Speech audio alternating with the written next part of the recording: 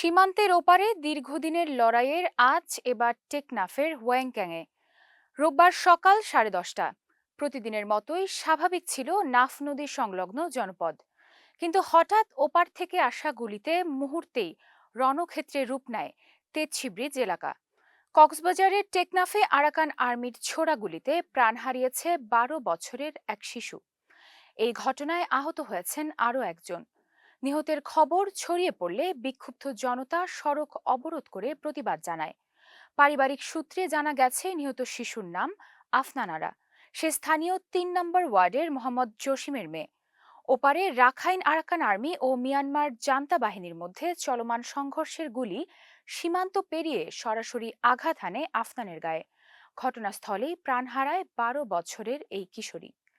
এ সময় পাশে থাকা আরও একজন গুলিবিদ্ধ হন। এলাকাবাসীর অভিযোগ, ওপারে যুদ্ধের কারণে সীমান্তবাসী প্রতিনিয়ত মৃত্যু ঝুঁকিতে থাকলেও কার্যকর ব্যবস্থা দৃশ্যমান নয়। পরিস্থিতি নিয়ন্ত্রণে থাকলেও ওয়াইনগ্যাং পুলিশ ফাঁড়ির ইনচার্জ খোকন কান্তিনাথ জানান, ঘটনার পর থেকেই আইনশৃঙ্খলা বাহিনী সতর্ক অবস্থানে রয়েছে।